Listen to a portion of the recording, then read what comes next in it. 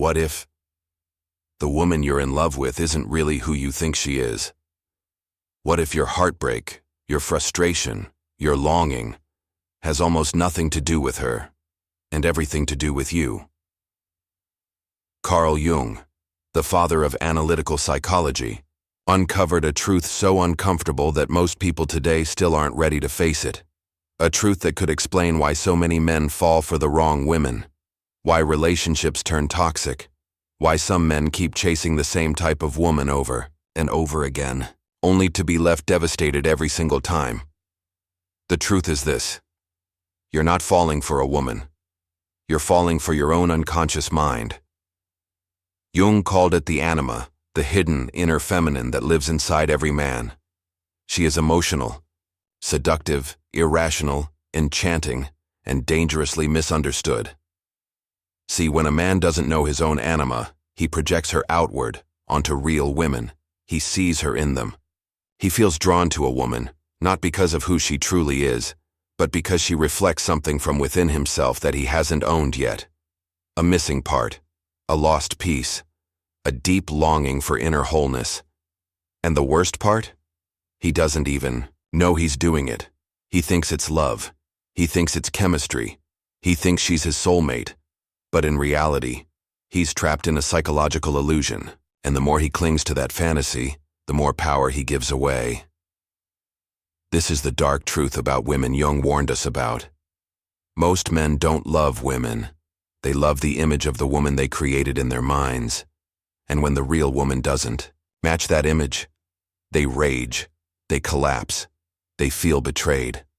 Not because she lied, but because their unconscious did. If you've ever felt like no woman truly sees you, if you've ever been obsessed with someone who didn't even really know you, if you've ever felt addicted to a relationship that hurt you more than it healed you, then what you're really suffering from is not rejection, it's projection. And until you face that, the cycle will repeat, again, and again, and again.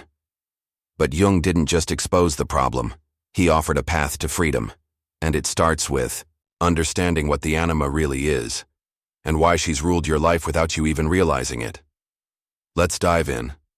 Carl Jung believed that every man carries within him a secret woman, a feminine psychological presence shaped in the earliest years of life. He called this the anima. The anima is not just a poetic metaphor. She's a real force inside the male psyche, emotional, instinctive, irrational, and deeply influential. And when left unrecognized, she quietly shapes a man's fantasies, his desires, his fears, and his relationships. But where does she come from? Jung said the anima begins to form in childhood, specifically through a man's earliest experiences with women, especially his mother. If a boy's mother was loving but emotionally distant, or nurturing but manipulative, those impressions get stored deep within his unconscious. Over time, those fragments become a composite, an internal feminine image. That image isn't real, but it feels real. And as the boy grows into a man, that image starts to bleed into the outside world. He doesn't see women clearly. He sees his anima. This is why some men feel an instant connection to a woman they just met, as if they've known her their whole life. That sensation isn't always about the woman herself. It's often the anima being activated. This is her, the unconscious whispers. This is the one who will complete you. It feels like fate, but it's fantasy. This is why the anima can be so dangerous. She's seductive, not because she's evil, but because she embodies what the man has disowned in himself: emotion, vulnerability, creativity, intuition. She lures him not toward love, but toward his own missing pieces. And here's the twist. The more a man ignores his inner feminine, the stronger her projection becomes. She shows up in dreams, in fantasies, in relationships that burn hot and fast and then explode. Not because the woman changed, but because the mask slipped. At first, the anima is idealized. She's the dream woman, the savior, the one who will make everything whole. But over time, when the woman fails to meet these unconscious expectations, the anima flips. She becomes critical, chaotic, possessive, even demonic. This polarity, from goddess to monster, is not about the woman at all. It's the man's inner feminine expressing herself through projection. Jung wrote, "Every man carries within him the eternal image of woman, not the image of this or that woman, but a definite feminine image. When a man doesn't understand that he's interacting with that image, he becomes its puppet. This explains so much of male suffering in love, falling for unavailable women, obsessing over someone who doesn't reciprocate, staying in toxic relationships out of a feeling of soul attachment, crumbling emotionally when a woman rejects or abandons them. These patterns are not signs of love. They are signs of unconscious projection, and the tragedy. Most men never learn this. They repeat the cycle, again and again. Chasing women who seem mystical, alluring, familiar, only to find themselves in pain, each time thinking, she changed, but the one who hasn't changed is him. Jung's work gives us a mirror, a chance to see that what we call romantic suffering is often self-inflicted, the result of ignoring our inner world. Anima is not the enemy. She's a teacher, but only if a man is willing to meet her, not in a woman's body, but in his own psyche. And if he doesn't, the Anima becomes a tyrant, haunting every relationship, twisting reality, and pulling him away from true connection. This is where the real danger begins. Most men don't date women, they date their projections. That might sound harsh, but Jung was clear. Until you confront your anima, you will not see women as they are. You'll only see them as symbols of your unmet needs, unresolved pain, and forgotten potential. The result? A relationship that looks romantic on the outside, but is built on illusion, fantasy, and emotional dependency. Let's break this down. Imagine a man who had a cold, distant mother, a woman who provided physically but not emotionally. As a boy, he yearned for warmth, tenderness, softness, but those needs went unmet. And since he couldn't demand more from her, those feelings were buried deep in his unconscious. Fast forward 20 years, he meets a woman who seems nurturing, kind, and emotionally present. He feels an intense attraction, not just physical, spiritual. He says things like, "I feel like I've known her forever. She completes me. She understands me like no one else." But here's the truth. He doesn't know her. He knows what she represents to him. The fantasy of the warm, accepting mother he never had. He's not loving her. He's loving what she means. And when the reality of who she actually is starts to show, when she sets boundaries, shows flaws, expresses opinions that don't fit his fantasy, the illusion cracks. He feels betrayed. He gets angry. He pulls away or clings harder. This is the pain of projection. The anima, in this case, has taken over the relationship. She has turned a woman into a mirror, one that reflects the man's inner world, not the truth of the person in front of him. Jung warned that this is dangerous, because as long as a man continues projecting his anima onto women, several patterns emerge. Idealization and disappointment. Every relationship starts like a dream and ends in confusion. Why? Because no real woman can live up to the unconscious ideal he's created. Emotional dependence. The woman becomes the only source of meaning, happiness, or purpose. Without her, he feels empty. He hasn't integrated his own inner feminine, so he clings to hers. Loss of identity. He molds himself to fit what he thinks she wants. He suppresses his own needs, truths, and voice, because staying in the relationship becomes more important than being himself. Resentment and rage. When the illusion collapses, rage often follows, not because the woman did anything cruel, but because she failed to be the fantasy he projected onto her. This is how romantic obsession begins. This is why men chase unavailable women. This is why breakups can feel like soul death. Because the woman didn't just leave, she took his projected anima with her. And here's the darkest part of it all. Even if the woman wasn't good for him, even if the relationship was toxic or abusive, he might still be unable to walk away, because it's not about her. It's about him. About what she represents. Carl Jung understood this deeply. He saw it play out in dreams, myths, and his own patients' lives. Men who suffered over and over again, not from women, but from the stories they unconsciously cast women into. In Jung's words, every projection is a theft of reality. When a man projects his anima onto a woman, he not only loses sight of her, he loses sight of himself. And the relationship becomes a battlefield between reality and illusion, one where love is impossible and suffering is inevitable. But there's a way out. There's a way to stop this cycle, reclaim your mind, and finally see women, and yourself, clearly. Let's move into that now. Carl Jung once said, the meeting of two personalities is like the contact of two chemical substances. If there is any reaction, both are transformed. But when a man projects his anima onto a woman, something else happens. Only one person gets transformed. And it's not her. In Jung's framework, women often become what he called the carriers of the soul for men. That means a man unconsciously sees a woman as the container for his missing self. His emotions, his creativity, his sense of meaning, all get funneled into her image. To him, she isn't just a person. She becomes a portal to the deepest parts of his psyche. She represents beauty, danger, salvation, destruction, all wrapped into one. And that's where the danger lies. Because when a man externalizes his soul, gives it to a woman, he gives away his power.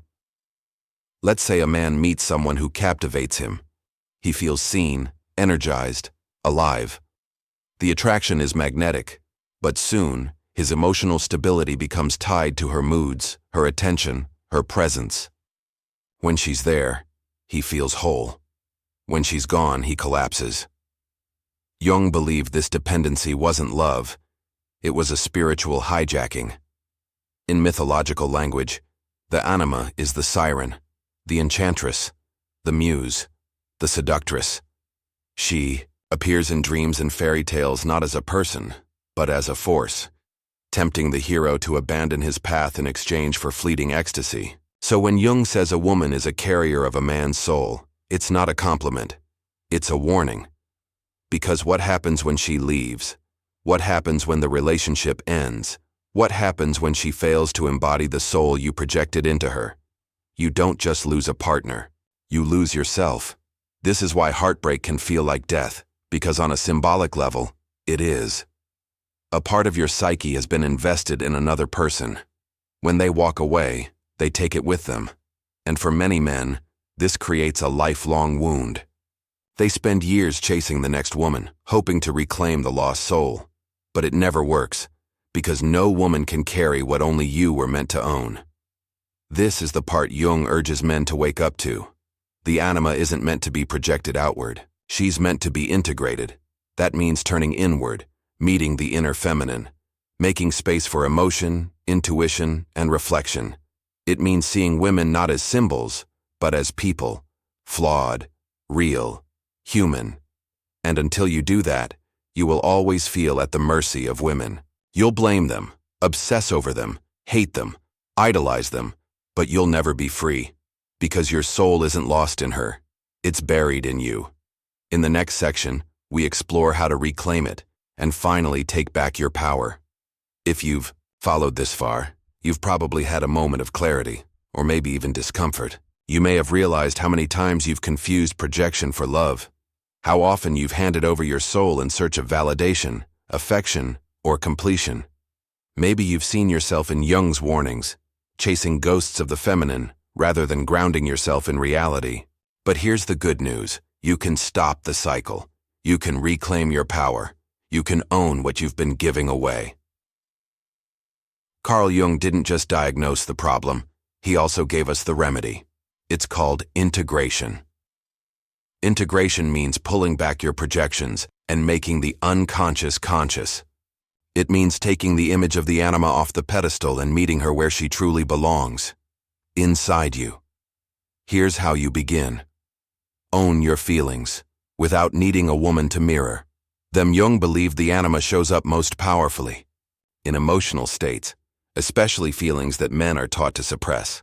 Sadness, tenderness, longing, creativity, intuition. If you've been projecting these onto women, it's time to reclaim them.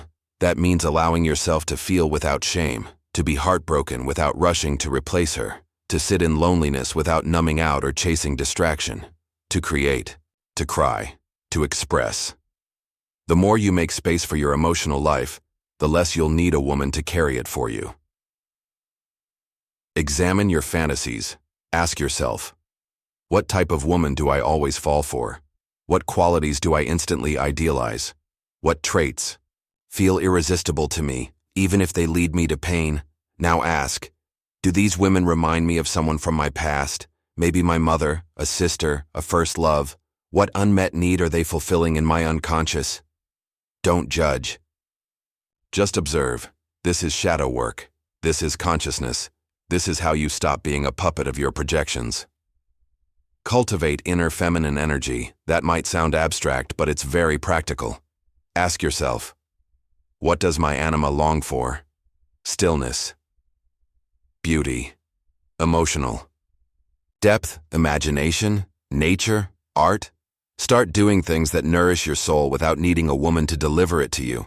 Take a walk in the woods. Write poetry. Listen to music that stirs something in you. Create something just because it feels right. This isn't weakness, it's balance. The masculine becomes truly strong when it embraces its inner feminine. That's wholeness. 4. Stop chasing. Start seeing. Jung said that until you integrate the anima, she will control your perception of women. You won't be relating to who they are, but to who you need them to be. When you begin integration, that changes.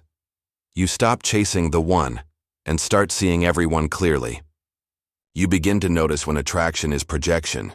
You take a breath before diving in. You see the human, not the fantasy.